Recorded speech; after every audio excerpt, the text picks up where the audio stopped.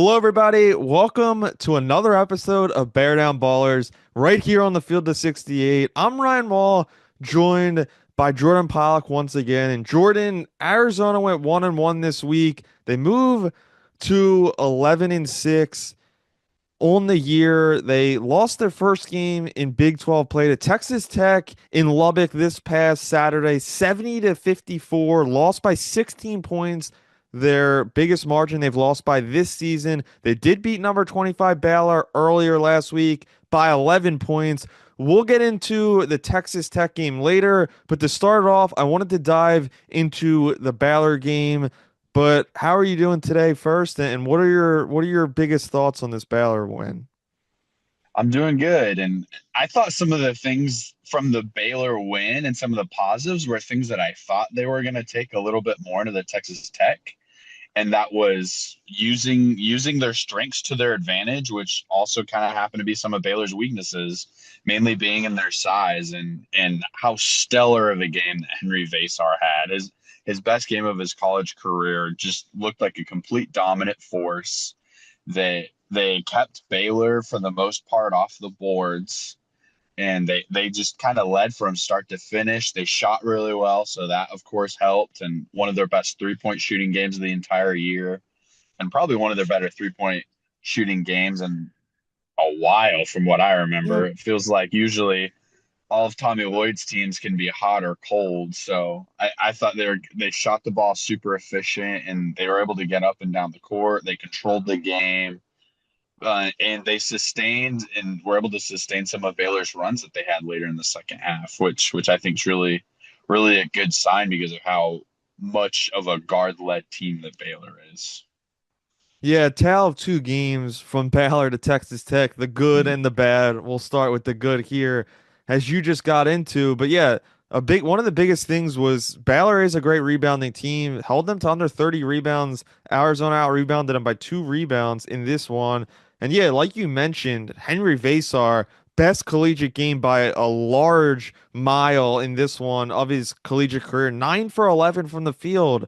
19 points in 19 minutes with 7 boards. This guy was unbelievable. He was aggressive down low. He showed off his 3-point shooting a little, made a deep three, and he really was just it was kind of the performance that was building up to all season long. He showed flashes here, flashes there. Mhm. He put it all together for this game, was dominant in the low post, was not just the guy that would get it here and there and would kind of the Arizona kind of was getting him the ball more often in this game. He had over 10 field goals attempts in this game. I don't remember the last time I said that. So I think Henry Vasar being involved more often in this offense, it's just better for everybody involved. And I really think it elevates Arizona's ceiling. And I think he was the best player by far for Arizona. And I really think he was the difference maker because we talked about Henry Vasar and Arizona's bigs against Baylor's front court. And Arizona clearly had the advantage on this one. Did anything else catch your eye in this game? Because this was Arizona's, at the time, second straight game that they beat a ranked opponent, or second in the last three during that period. Yeah, and like I said, talking about Henry Versar, also an aspect that we're not really talking about is his passing ability. I think is great, especially when he's getting the ball at the top of the key that helps initiate the offense, either going to the wings to set on ball screens or even turning around looking for cutters. I remember he's hit Anthony Del Orso multiple times on cuts, Yeah. especially in the Baylor game. And so that's definitely a struggle that they had, and he had the least amount of minutes of the main core guys in the Texas Tech game, and it felt like that was just a, I don't know if it was like a minutes miss or they didn't like the matchup, but that was a thing that I was just hard for me to ponder, how much it felt like they've been establishing Vaystar, getting him paint touches, being okay with him taking shots, and then we're going to go on the road. I would definitely say is probably the hardest road game that they've played so far this year. Lubbock is, they don't want to admit it because they're in Texas, but I think above all else, Texas Tech is a basketball school. Yeah, 100%. Before we get in a more of to that Texas Tech game in a couple minutes, I want to a couple of last points I had on this game versus Baylor was about you mentioned Vasar and that I've had said in the past that I think Vasar should start for this Arizona team. But another thing that Vasar does very well for this team is I think he did when he's at the top of the key and he does some dribble handoffs with the guards. And you mentioned the passing and initiating a little bit. I think that is a new kind of depth in area that this offense can unlock even more. And I really hope his minutes go up because it seems like when his minutes go up, his production keeps going up. And for some weird reason, I don't know why they're kind of stagnant with how many he's playing. They're kind of stagnant and not really wanting him to get into that 20 plus mark here on the season per night. Maybe we'll see that in the future. Another couple guys that were great in this game, KJ Lewis, 11.7 assists.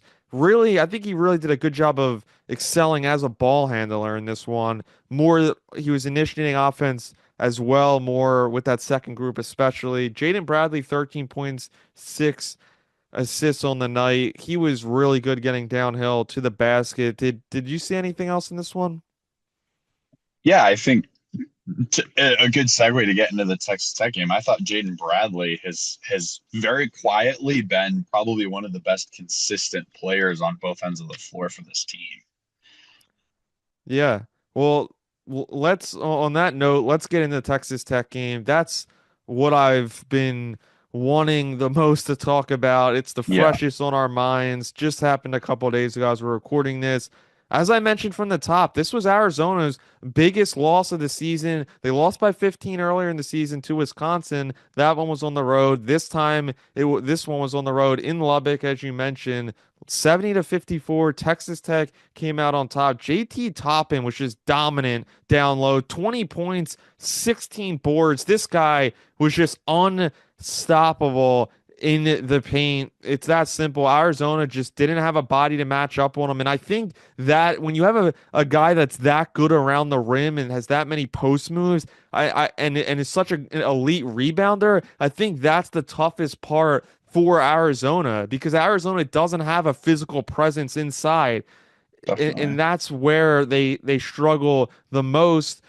And also, Jordan, just from the top, we've gave him praise. We've said stuff when he hasn't been great, and he had a couple bounce back games.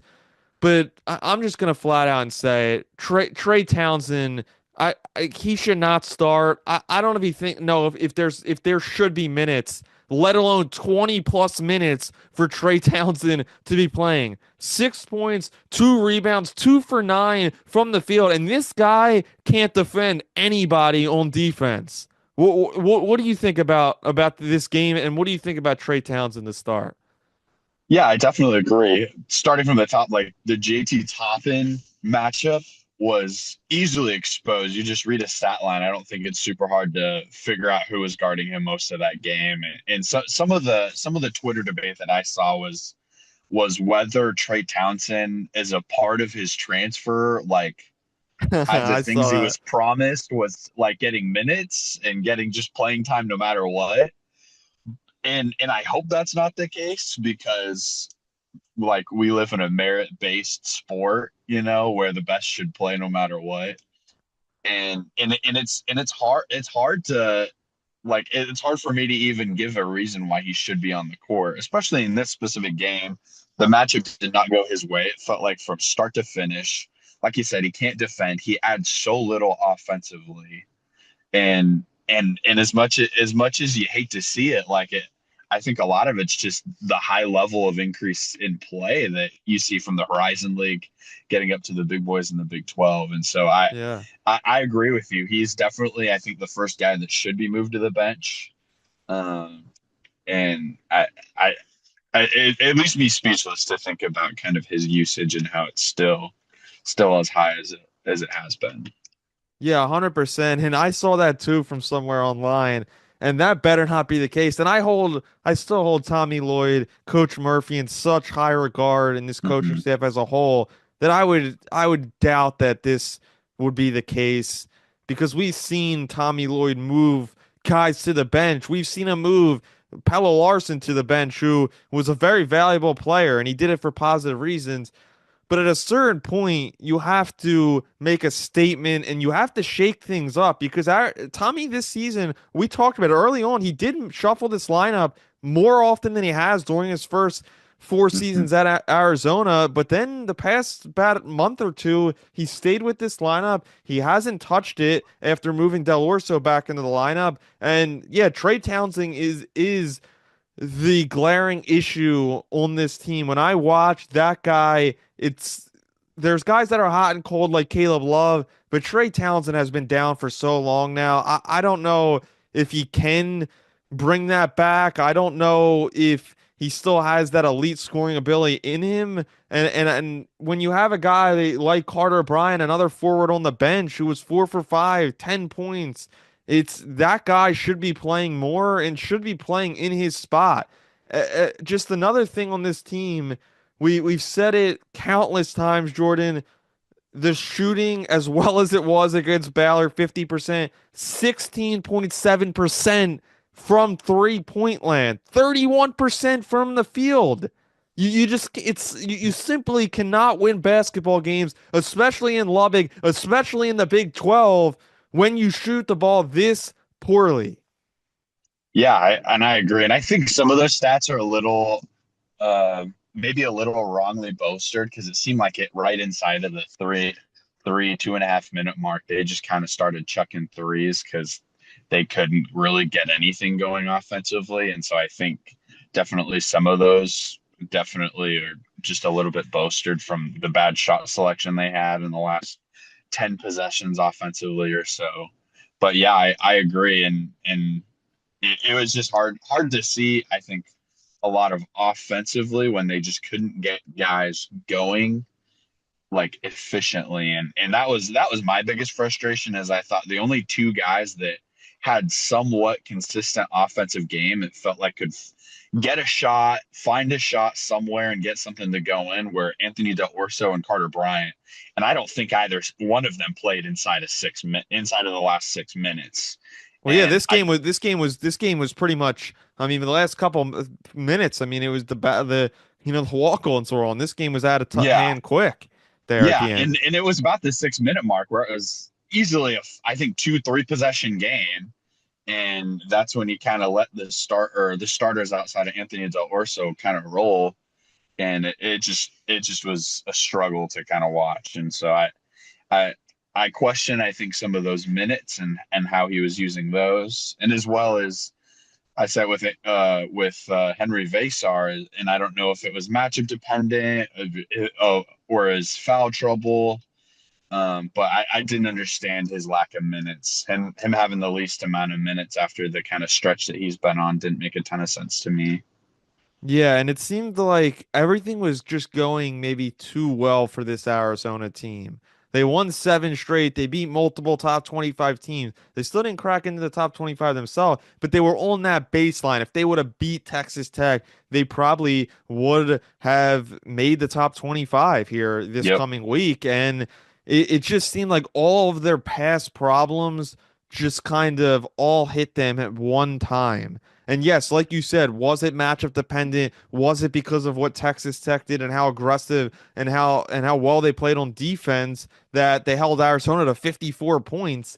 What was it just based on that matchup? Or Jordan, do we have to start to ask ourselves the question, is this Arizona team a question that we were talking about a couple months ago? Is this Arizona team just not that great? Is nobody on this Arizona team just not just isn't elite? That's something we've talked about, especially on the offensive end. There's no a consistent elite scorers every single night, and when you go to the other areas and on defense, there's nobody that's that great. This team does not have an elite rim protector. There's just so many glaring issues and they all came to a halt this game. It just seems like it was too much to overcome.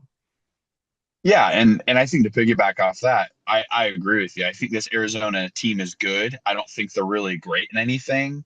And outside of maybe rim protecting, I don't think there's any like terrible flaws. Like they're just kind of good and okay in kind of every department. and that's kind of seen as they still have yet to beat really a above good team. Like I'd say West Virginia is really good when they have their best player in Tucker DeVries, but when they don't, it's kind of hard. But then they also go and beat one. I think they beat Kansas last week without him. So I don't know. It's hard because, like we say here, game to game, it seems like at different times, depending on who they play, like different things can go right and wrong. And another thing, I kind of mentioned it. Like Texas Tech is a good team. Grant McCaslin is the second year. He was at North Texas. I think they won the NIT his last year that he was at North Texas. Like Texas Tech is a really good basketball program. Yeah. They've been pretty much in the top five, top six of the Big 12 consistently for the last almost the last like 5, 10 years. Yeah. And so they're a really good program. But yes, we still have yet to see Arizona be a great team. And I'd say Yeah. right now Texas Tech is a good team. I wouldn't say they're great, but they're good. They're really Yeah. good. But Jordan, the thing is this team is still 4-2 in the Big 12. They're 13-4 on the year, which is good, but they're not a top 10 team. They're not a top 15 Hmm. team. They're not a ranked team right now. So it's not like they're losing to, oh, if you lose to this like this to Iowa State, to Kansas, to Houston, that's one thing. But Jordan, we have to take a break right now, but when we come right back, I want to get some final thoughts on this game and then look ahead to the week that we have coming up. All right, we're back, Jordan. As we just were discussing, Arizona did lose this game by 16 points to Texas Tech. And this was a pretty low point for this program and this team to me this season. It brought back memories, not good ones, from earlier this season when Arizona lost 3 of 4 and were really struggling. They're not at this point. They're going to have a couple opportunities to bounce back in Big 12 play this week against Oklahoma State, against Colorado. We'll get into that in just a couple of minutes. But Jordan, before we get into that, I wanted to discuss a little bit of a larger problem with Arizona and with college basketball. With Arizona in more specifically, when you have 3 out of 5 starters that are new to the program, and all 3 of the guys, if we've went over this, I remember in our first episode this season, when you break it down, Toby Awaka, he was at a big school in Tennessee, but barely played, moved into a starting role of playing 20 plus minutes. Trey Townsend went to a smaller school in Oakland, and yes, he had some big moments in March Madness, but those were a couple one-off games.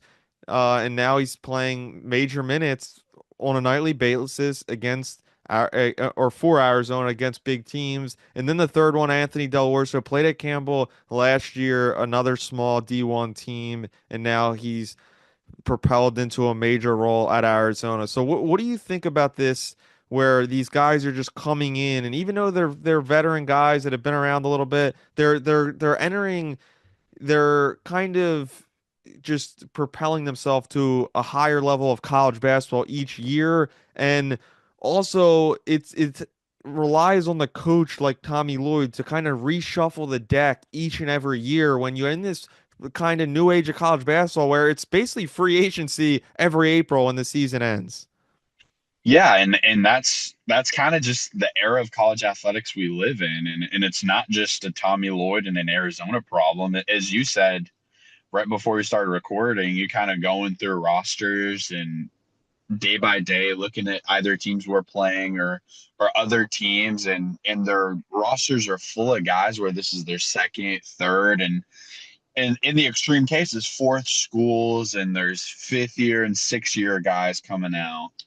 And so some of those are going to change. The years thing is going to change because this is the last year of athletes having the extra fifth year for COVID. But I agree with you. I think it lessens some things that I think were really great about college athletics, and specifically, I think the walk-on experience I think looks a lot different nowadays because I know me, I'm from Wisconsin. A walk-on at Wisconsin used to be such a big honor tradition. Like JJ Watt was a walk-on at Wisconsin. He started at a Pretty scholarship good at Central player. Michigan. Pretty good. He was all right, but he started at Central Michigan as a tight end and didn't love it. Missed home. unenrolled and then left and then had to enroll in Wisconsin, and he had to sit out a year because it was the old transfer rules, and then had to walk on as well.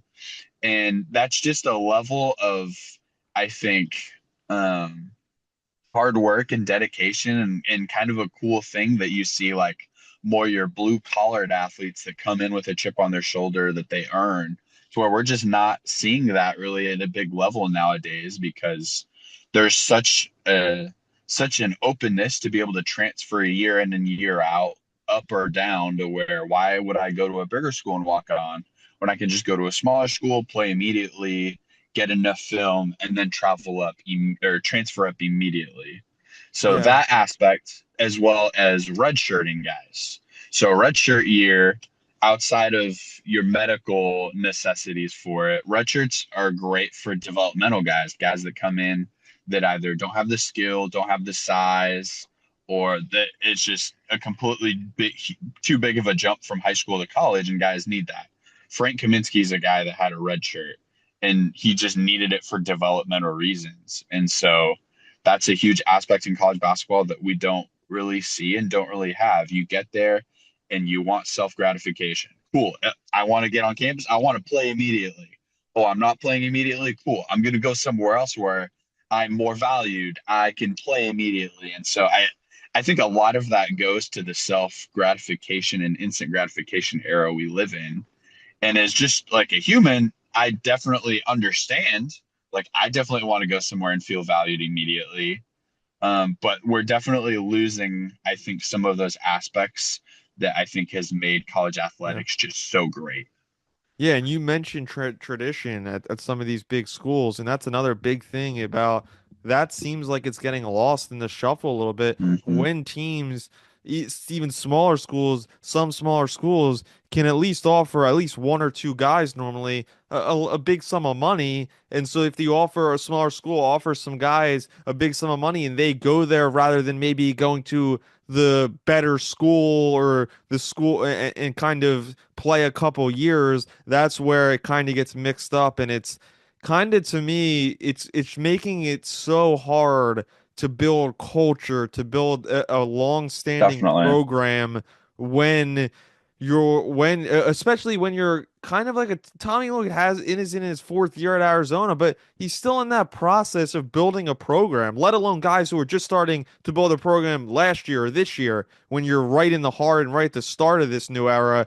It's just really hard, and it's really hard to get guys to buy in for multiple years. Also, when these coaches are scouting and recruiting and during seasons, and they're trying to think about the future because they know for Arizona, for example, they know a couple of these guys are going to leave every single year, and it's Definitely. really tough to develop guys and to get them to buy in, and especially with these transfers, it's much harder. But well, it's great to discuss this because this is such a big matter in the world of college basketball. But Jordan, Arizona still has two games this coming week. Starts Tuesday night, 7 p.m. local time in Arizona, but they're in Oklahoma State. They're gonna play them at 9 p.m. on the East Coast. It's on ESPN U. This game is, and this Oklahoma State team is just flat out pretty brutal this year. They're 2-4.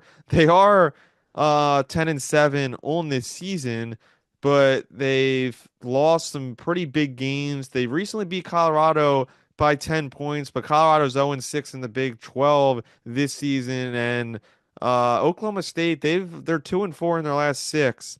And Arizona's about a 9-point favorite right now. What do you think about this one? You think they could bounce back? I think they will. I'd be curious. Do they have a line out for it yet?